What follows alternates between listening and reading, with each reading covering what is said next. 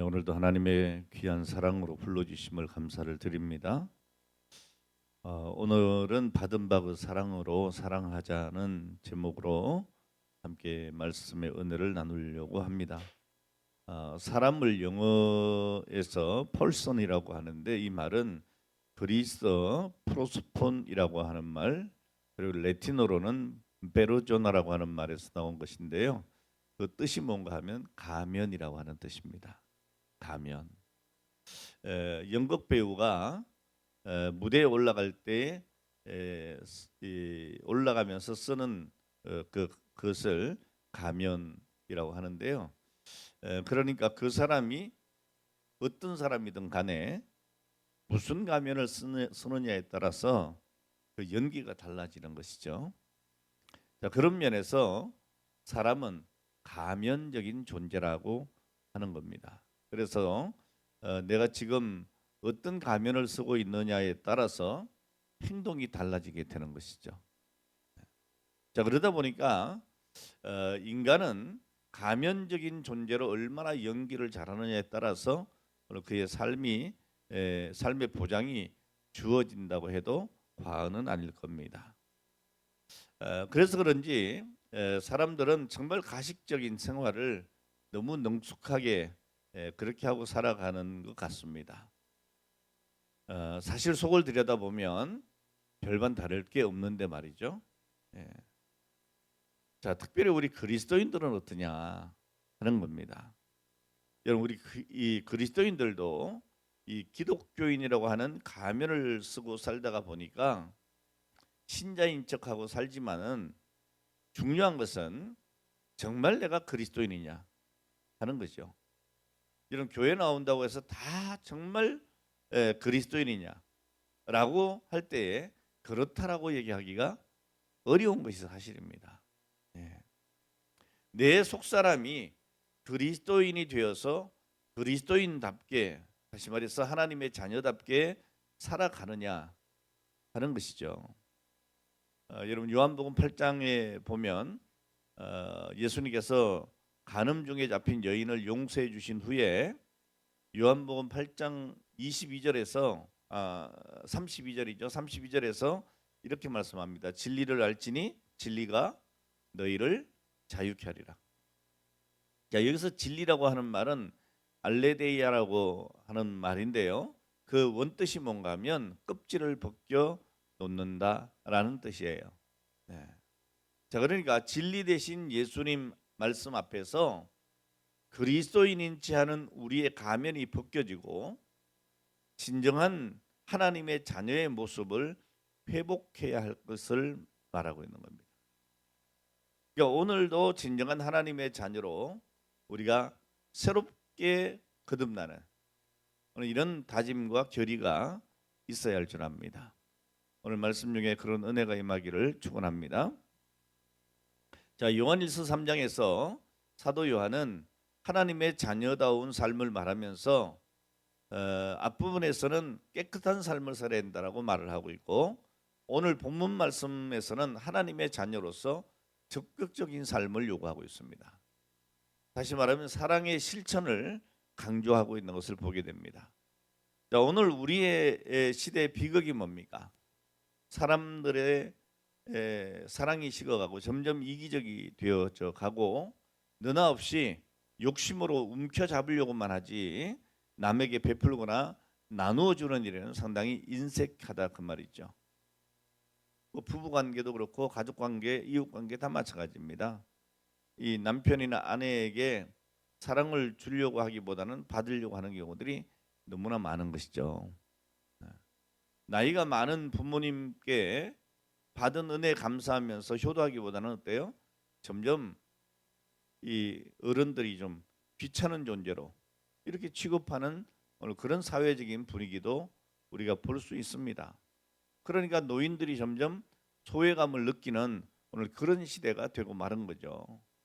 옛날에는 안 그랬잖아요. 어른들을 굉장히 존중했습니다.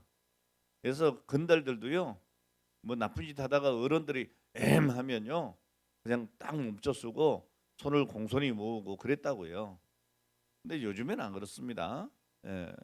뭐 얘기를 하면 바르게 지도하는데도 불구하고 아주 굉장히 낭패를 당하고 봉변을 당하는 경우들이 너무너무 많은 시대가 되었습니다. 경희대 배태영 교수님의 글에 보면 재미난 이야기가 하나 소개되고 있는데요.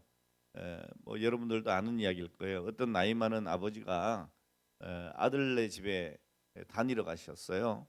며칠 동안 있는 동안에 집안의 상황을 이렇게 살펴보니까 그 집에서 제일 소중하게 여기는 사람이 누군가 하면 손자예요. 손자. 그냥 다 손자를 떠받들고 사는 거예요. 그 다음에 실력자가 누군가 보니까 며느리예요. 며느리. 그래서 우리 아들은 몇 번째쯤 되나 이렇게 보니까 아들이 그래도 세 번째는 되더라는 거죠. 그 다음에 네 번째는 이제 난가 했는데 보니까 그게 아니고 네 번째는 강아지였어요. 개. 그리고 다섯 번째가 가정부였고 여섯 번째가 누구예요?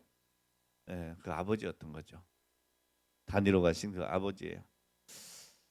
자, 그래서 이 아버지가 아들에게 이런 쪽지를 남겨놓고 자기 집으로 갔다 그럽니다. 3등 아들아 잘 있어라. 6등 애비는 간다. 그랬다는 거예요. 근데 요즘 여러분 순위가 좀 바뀐 것 같다는 생각이 저는 개인적으로 들어요. 1위가 애완견이고 또는 애완 고양이나 뭐 이런 것들이고요.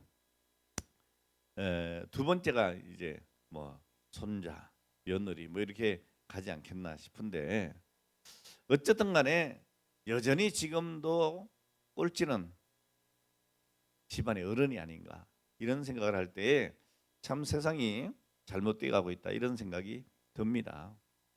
여러분 왜 사랑이 식어집니까? 이 영적 중심으로 살지 않고 육적 중심으로 살기 때문에 그래요. 여러분 육적 중심에는 항상 뭐가 자리 잡느냐? 욕심이 자리 잡아요. 자, 그래서 그 욕심에 따라 살아가게 되는데 성경에 보면 분명히 욕심에 따라 살면 어떻게 된다고 했습니까? 야고보 1장 15절에 욕심이 잉태한즉 죄를 낳고 죄가 장성한즉 사망을 낳는다라고 분명히 말씀하고 있습니다. 그러니까 여러분 욕심이 강해지면 이기적인 사람이 되는 거고요. 그리고 자기 만족이 안 되면 결국 그 마음에 미움을 심어요. 남편과 아내, 부모와 자식, 이웃과 또한 직장 동료들 뭐 이런 데 대해서 점점 알 수 없는 미움으로 가득 차게 되는 거죠. 그래서 서로 반목하게 되고 이런 일들이 벌어지게 되는 겁니다. 자, 오늘 본문 3장 15절을 보니까 뭐라고 단호하게 말씀하시는가 하면 이렇게 말하잖아요. 형제를 미워하는 자마다 뭐라고요? 살인하는 자니 그랬어요. 그러니까 단순하게 여러분 우리가 저 사람 싫어 미워 이게 아니라는 거죠. 영적으로 볼 때. 이 농사 짓는 사람들이 좋은 곡식을 위해서 잡초를 뽑듯이 오늘 우리는 우리 마음속에 있는 미움의 가라지를 뽑아야 되는 거죠. 이 미움의 가라지를 누가 심었느냐? 사탄 마귀입니다. 여러분 마태복음 13장 25절에 보면 예수님께서 이렇게 말씀하셨죠. 사람이 잘 때에 그 원수가 와서 곡식 가운데 가라지를 덧뿌리고 갔다. 이렇게 말씀하셨죠. 그러니까 여러분 우리 성도들은 기도하면서 또 말씀을 들으면서 사탄이 내가 모르는 사이에 내 심령의 밭에 이 뿌리고 간 미움의 가라지라든지 비방의 가라지라든지 남을 흉을 보는 가라지라든지 또 남을 모략하는 이런 가라지를 매일 뽑아내지 않으면 안 되는 겁니다. 그냥 놔두면 우리 마음밭이 어떻게 돼요? 온통 잡초가 무성하게 되는 거죠. 마귀가 주장하는 사망의 심령으로 바뀌면 안 되지 않겠습니까? 오늘 본문 말씀 3장 14절에 보니까 사랑치 아니하는 자는 사망에 거한다. 사랑하지 않는 자는 사망에 거한다. 그랬어요. 이 굉장히 여러분 무서운 이야기를 우리가 듣는 거예요. 여러분 유명한 의사로서 사랑의 위대성이라고 하는 책을 저술한 크림스키 박사라고 하는 분이 있어요. 이분이 무슨 얘기를 했는가 하면 이런 말을 했습니다.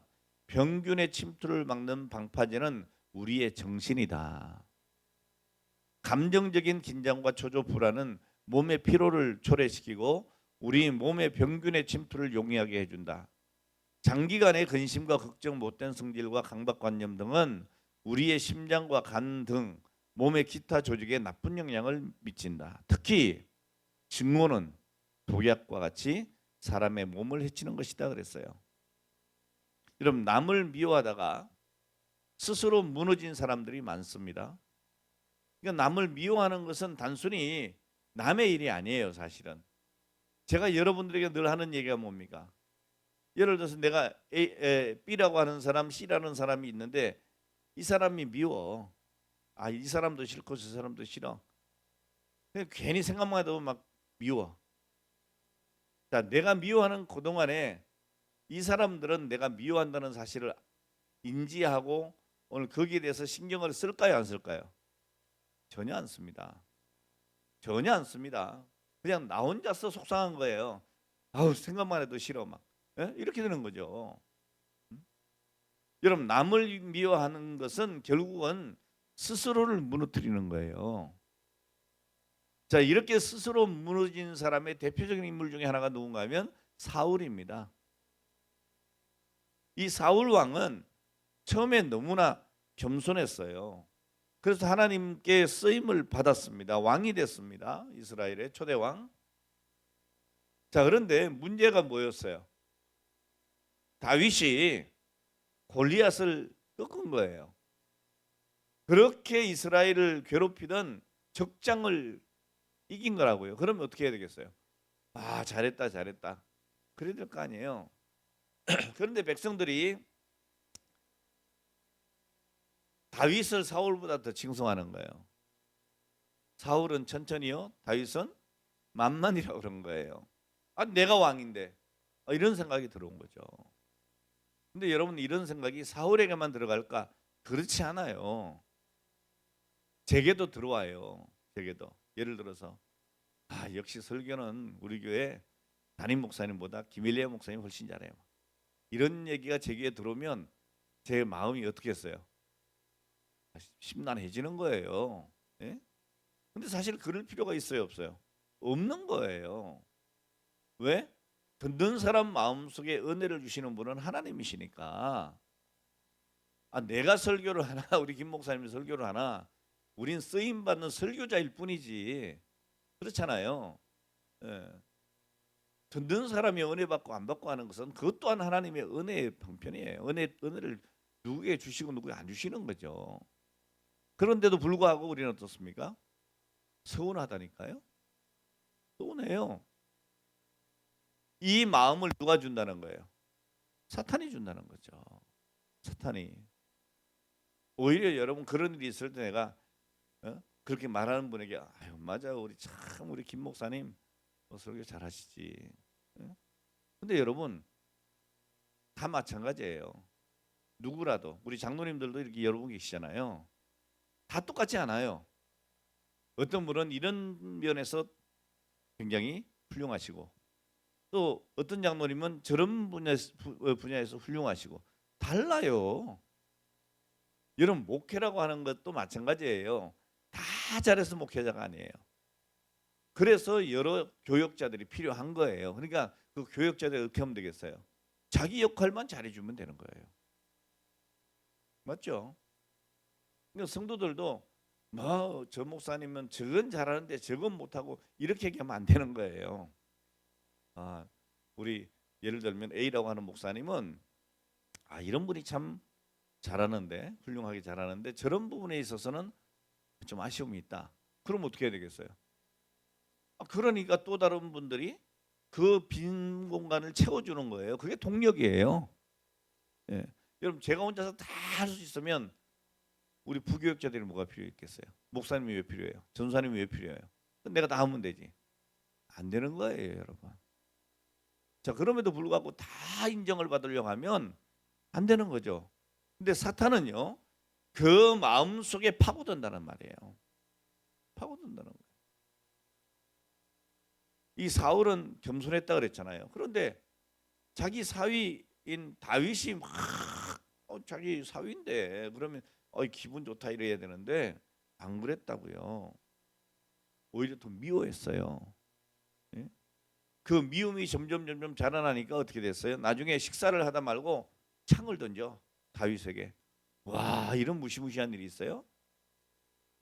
그걸로 끝이 아니에요. 더 나아가서는 악신에게 사로잡히는 단계까지 가는 거예요. 그러니까 결국에 사울은 그 미움의 사슬에 스스로 매여 있다가 자멸하는 자가 되고 말았던 거예요. 오늘 여러분, 미움은 버려야 되는 겁니다.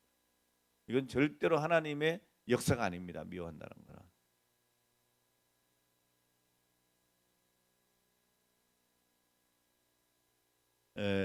에메트 박스라고 하는 분이 사랑의 위대함과 아름다움에 대한 말을 이렇게 했습니다.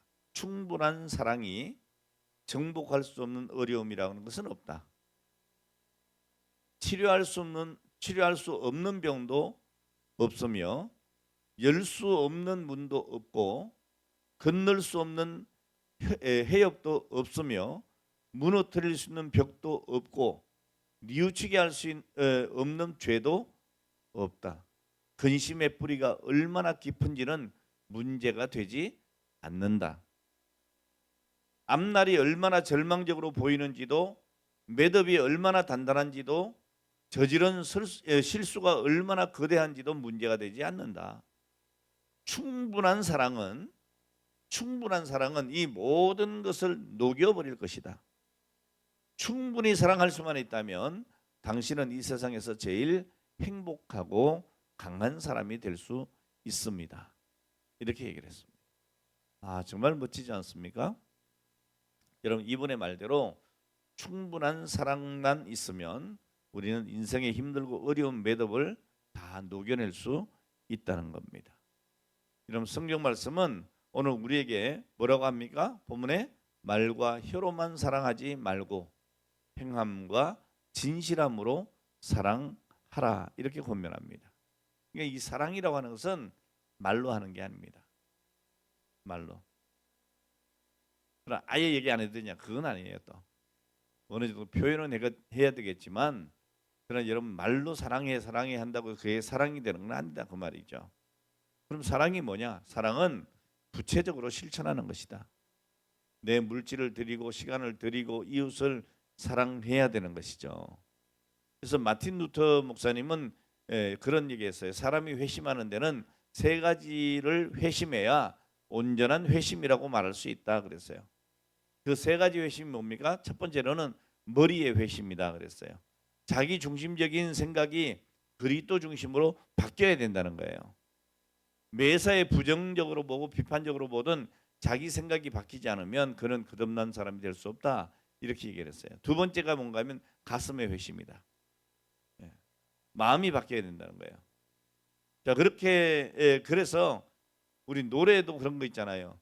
마음이 예뻐야 여자지, 얼굴만 예쁘다고 여자냐 그랬다고.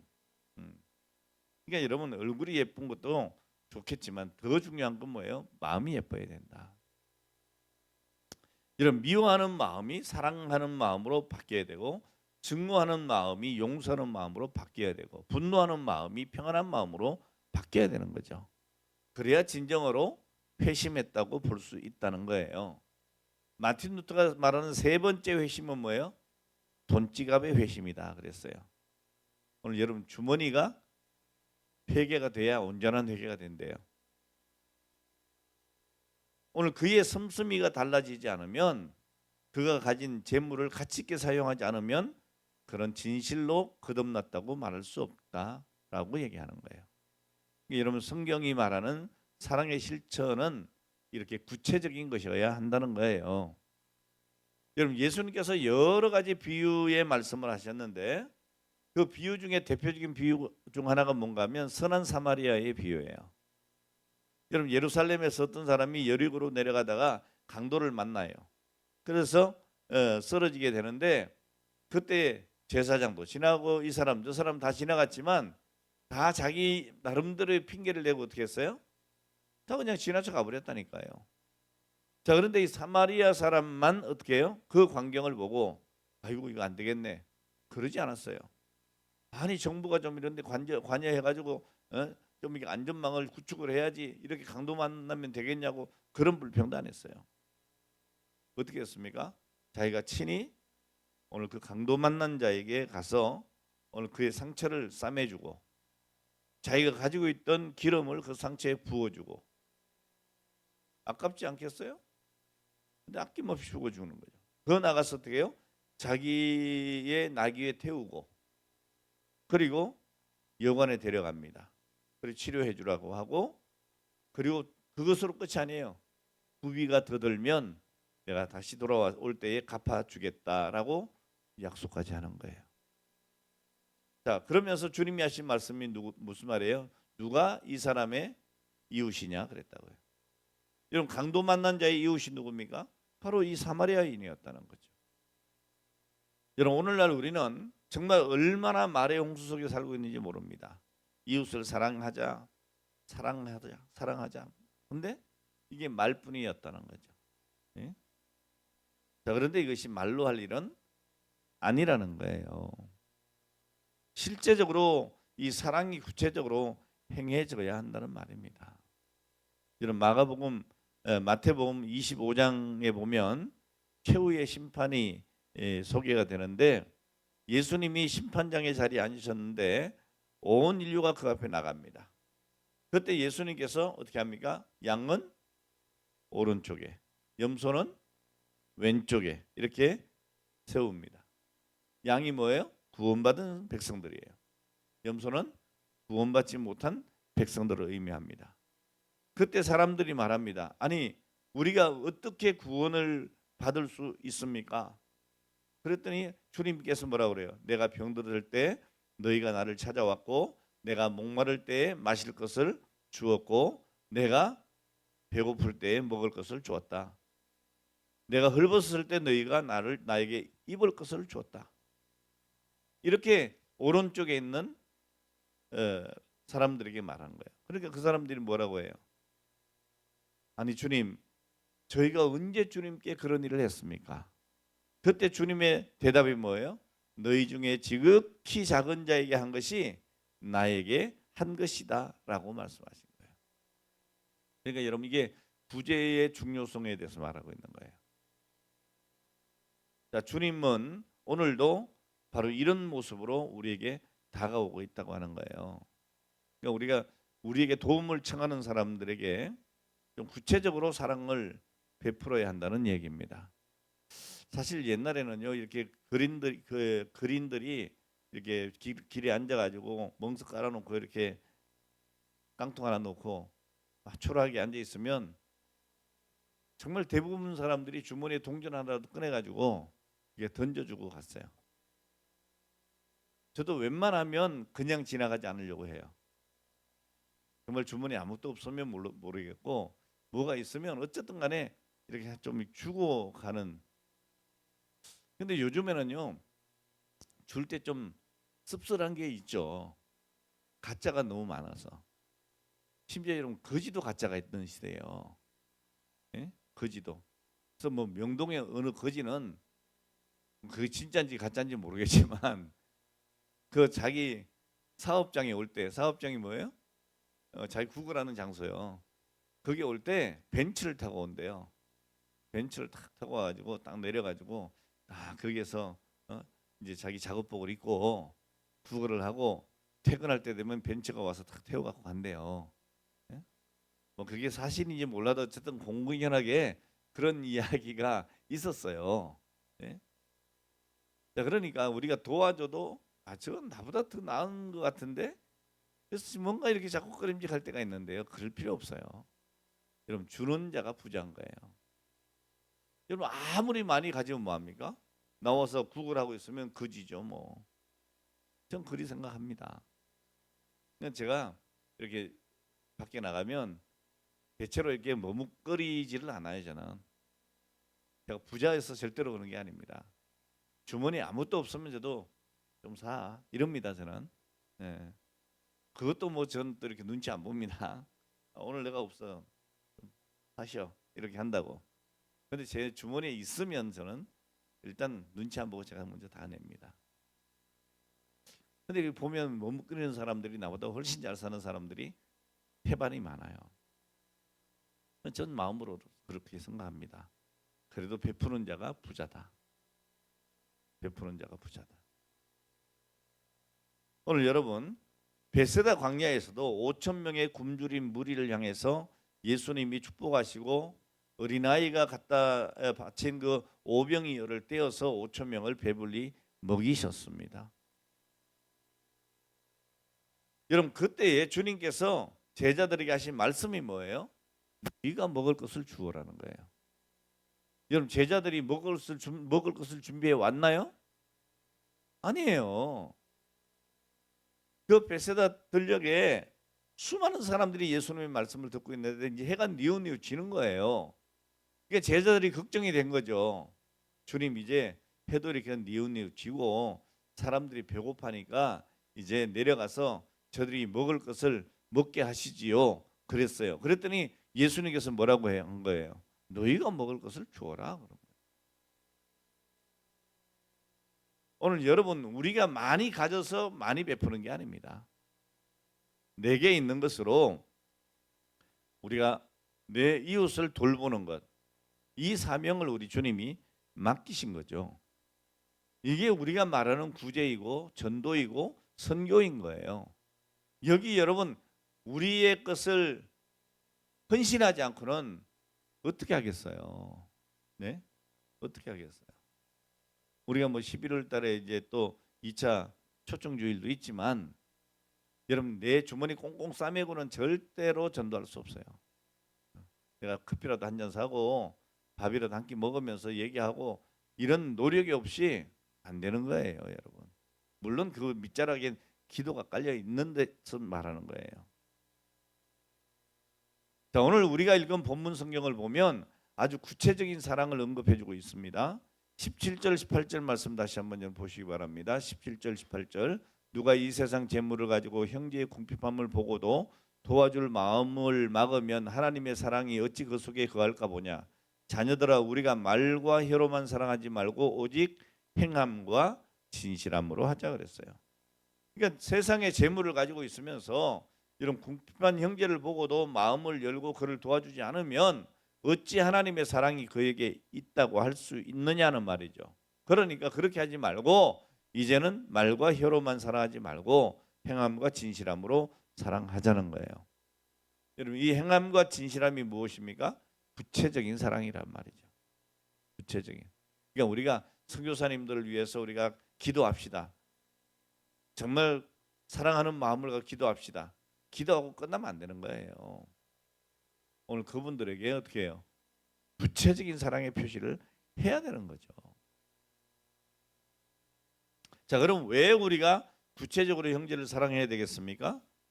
먼저는 이것이 우리에게 향하신 하나님의 명령이기 때문에 그렇습니다.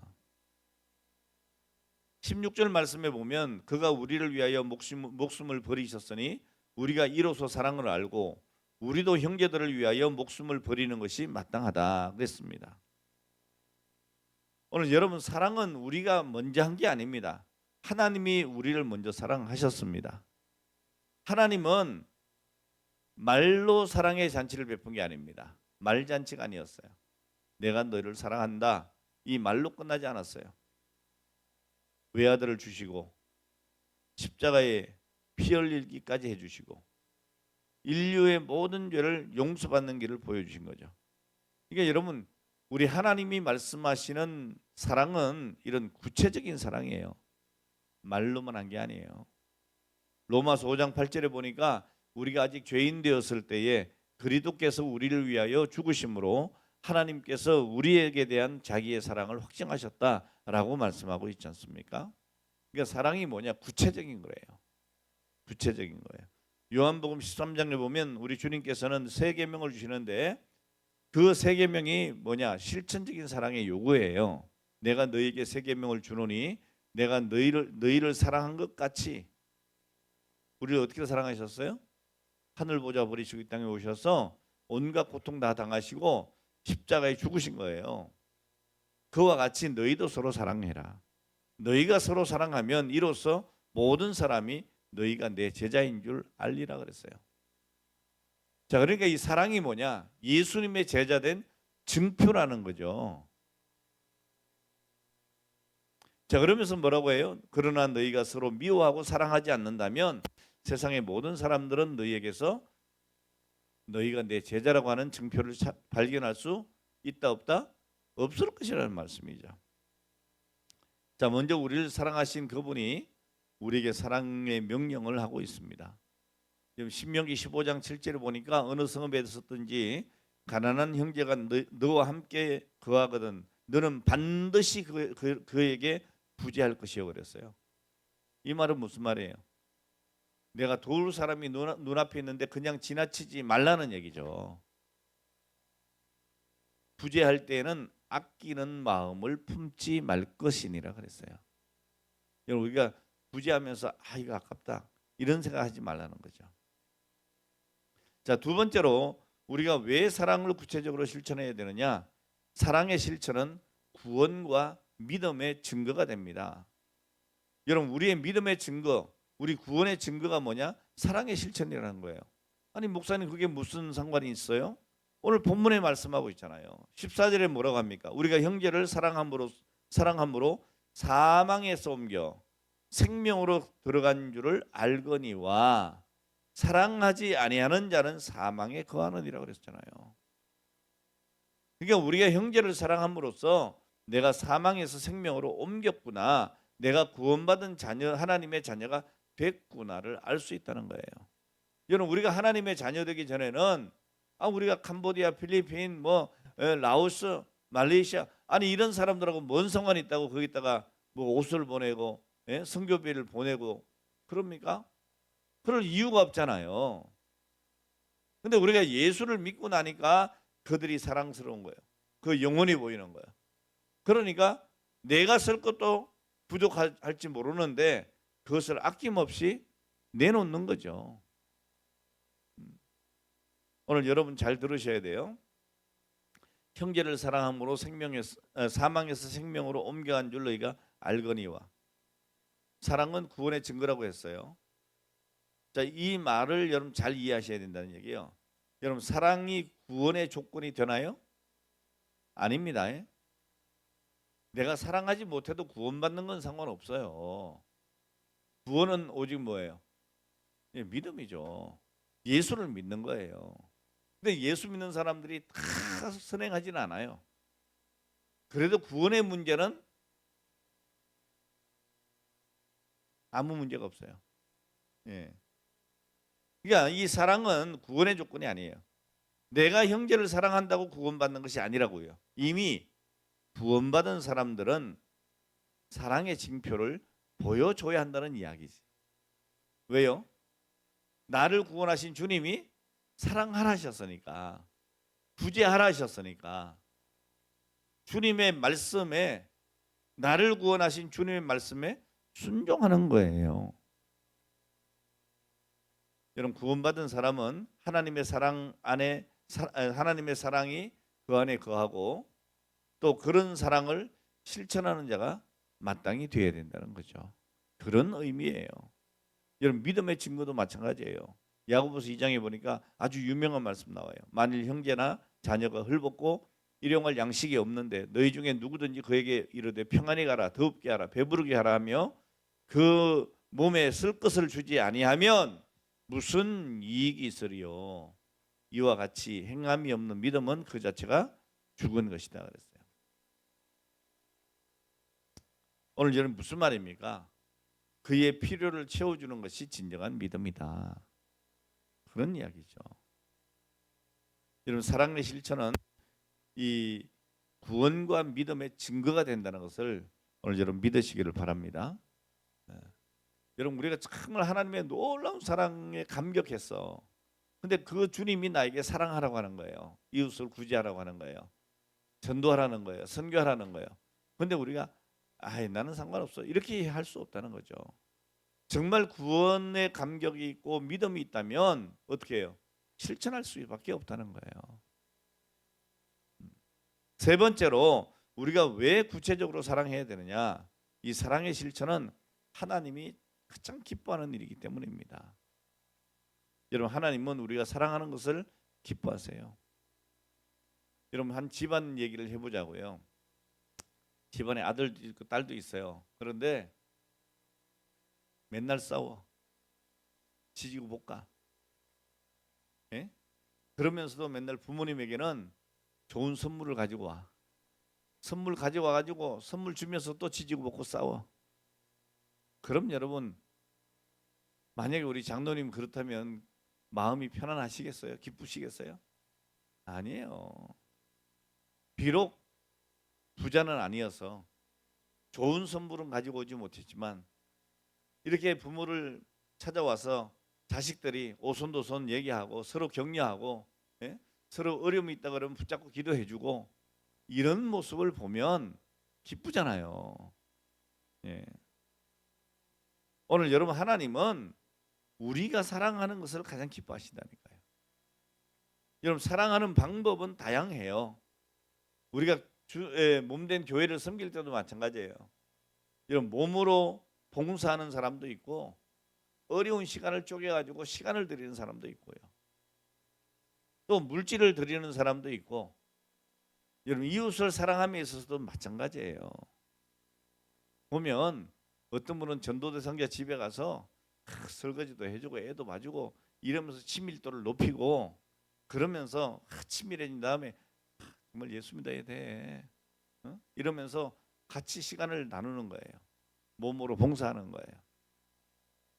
또 어떤 사람은 자기 주머니를 털어가지고, 예? 차도 마시고 선물도 사다 주고 이러면서 친밀도를 또 높이는 거예요. 방법은 여러 가지예요. 내가 이것 없다고 저것 못하는 게 아니에요. 안 하는 것일 뿐입니다. 여러분, 사랑은 주님을 가장 기쁘시게 하는 겁니다. 말씀드렸지만 우리의 영적 아버지가 누구예요? 하나님이시잖아요. 그러니까 우리는 하나님의 자녀들이에요. 그러니까 우리는요, 집안에 있는 자녀로서 믿는 자, 신자라고 성도라고 얘기하고 집 밖에 있는 자녀들이 불신자들이에요. 그들을 집안으로 불러들여야 되는 거예요. 누가 택한 자인지 아닌지는 우리는 알 수 없지만 우리가 할 일이 뭡니까? 집 밖에 있는 그 불쌍한 형제 자매들을 집안으로 인도하는 거예요. 그게 전도이고 선교인 거예요. 자, 이렇게 우리가 사랑을 실천할 때 하나님은 가장 기뻐하시고 축복하신다고 성경은 말씀하고 있습니다.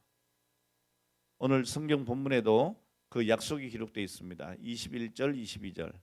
사랑하는 자들아, 만일 우리 마음이 우리를 책망할 것이 없으면 하나님 앞에서 담대함을 얻고 무엇이든지 구하는 바를 그에게 받나니 이는 우리가 그의 계명을 지키고 그 앞에서 기뻐하시는 것을 행함이라. 하나님이 기뻐하시는 일을 행하는 거예요. 우리가 그의 사랑의 계명을 지킬 때에 우리 마음에 끄리낌이 없을 뿐 아니고 담대함을 얻을 수가 있다. 이 담대함을 가지고 하나님 앞에 나가서 구하면, 다시 한번 기도하면 무엇이든지 하나님께 응답 받는다는 거예요. 우리가 그의 계명을 지켜 그의 앞에서 기뻐하시는 것을 행합니다. 여러분, 하나님이 기뻐하시는 이 사랑을 실천할 때에 우리의 기도의 응답이 빨라진다는 얘기입니다. 오늘 우리가 사랑을 실천할 때에, 구제할 때에, 선교할 때에 오늘 우리의 기도의 응답이 우리 하나님의 기쁨으로 온다는 사실을 오늘 여러분 성경이 말씀하고 있는 겁니다. 여러분, 이사야 58장에 보면 나의 기뻐하는 금식은 이렇게 시작을 해요. 그 당시에 유대인들은 종종 금식을 했습니다. 자, 그런데 그들의 금식은 하나님 앞에서 바른 모습을 갖는 회개의 금식이 아니고 자기 자신을 드러내는 금식이었어요. 자랑이었죠. 내가 이렇게 한다, 그런 거죠. 아, 나는 정식이라도 안 빠지고 잘 오잖아. 나 기도 잘하잖아. 그런 거였다는 거죠. 근데 사실 이게 우리가 기도하러 나오는 이 자체가 은혜잖아요. 그러니까 빈자리가 있는 것을 보면 어떻게 해야 돼요? 야, 너는 왜 그래 하고 책망할 것이 아니고 기도해주고 우리 같이 기도하자, 격려하고 이게 더 중요한 부분이죠. 근데 유대인들이 그 당시에 그러지 않았다는 거예요. 야, 나는 11조도 하고 나는 기도도 하고 금식도 하는데 왜 니들은 안 하냐? 나는 이런 사람이야. 그랬다는 거죠. 네? 자, 하나님은 그것을 싫어하셨다는 거예요. 그래서 하나님께서 이사야 58장 6절 이하에 이렇게 말씀합니다. 나의 기뻐하는 금식은 흉악의 결박을 풀어주며 멍에의 줄을 끌어주며 압제당하는 자에게 자유를 자유케 하며 모든 멍에를 끊는 것이 아니겠느냐. 또 줄인 자에게 내 식물을 나눠주며 유리하는 빈민을 내 집에 들이며 벗은 자를 보면 입히며. 이게 기뻐하는 금식이라는 거예요. 자, 그리고 이것으로 끝나는 게 아닙니다. 뭐라고 또 하십니까? 그리하면 내 빛이 아침같이 비칠 것이며 내 치료가 급속할 것이다. 그냥 문자 그대로 설명하면 이웃을 사랑할 때에 너의 질병이 치료받을 수 있다는 약속이기도 합니다. 자, 그뿐 아니죠. 58장 이사야 58장 9절에 보니까 내가 부를 때에는 나 여호와가 응답하겠고 내가 부르짖을 때에는 말하기를 내가 여기 있다 하리라. 그러니까 우리의 기도에 하나님이 속히 응답해 주시겠다는 거예요. 어떻게 할 때요? 하나님을 기쁘시게 할 때에. 여러분, 사랑의 실천은 하나님의 축복을 불러온다는 사실을 기억하셔야 합니다. 여러분, 사도행전 10장에 보면 이방인 백부장 고넬료 이야기가 나오는데요. 이 고넬료는 아주 훌륭한 사람이었습니다. 이 사람은 구제를 많이 한 사람이었던 거예요. 그러니까 어느 날 천사가 고넬료를 찾아옵니다. 뭐라고 합니까? 고넬료야, 하나님이 내 기도를 들으시고 내 구제를 기억하셨다. 그러시는 거예요. 자, 그뿐이 아닙니다. 구제하는 사람의 기도의 응답뿐 아니고 그 구제하는 사람을 넘치도록 채워주신다고 약속하고 있습니다.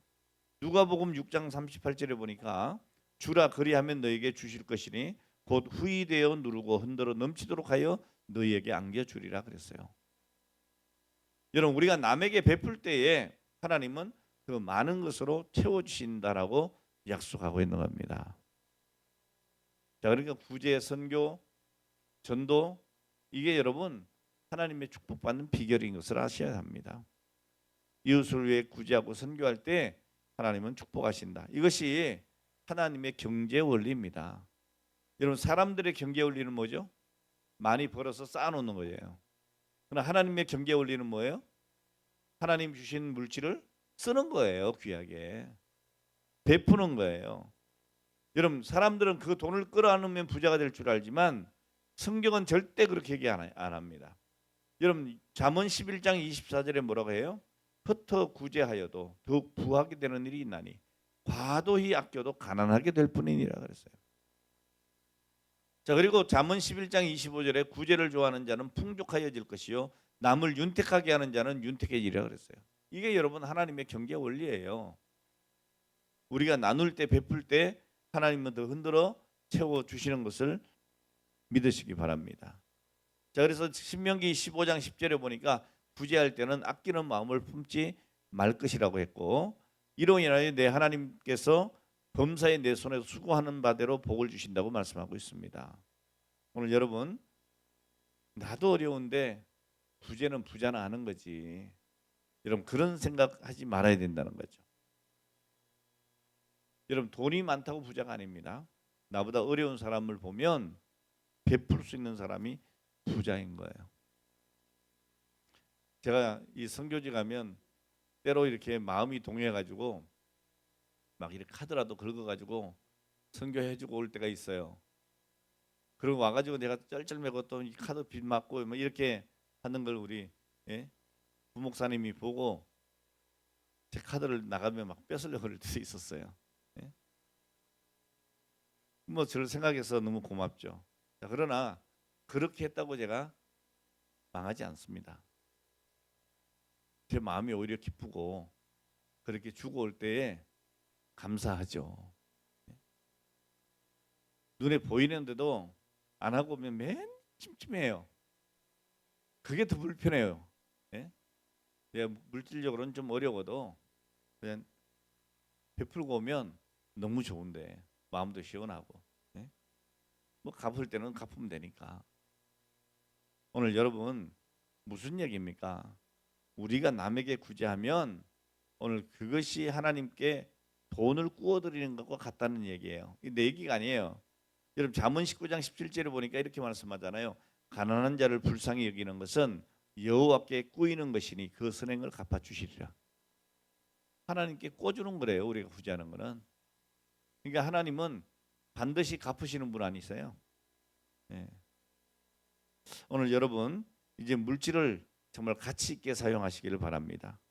하나님 주신 물질을 하나님의 원리를 위해서 이웃을 위해서 가치 있게 사용할 때에 하나님은 더 많은 것으로 채워주신다고 약속하고 있습니다.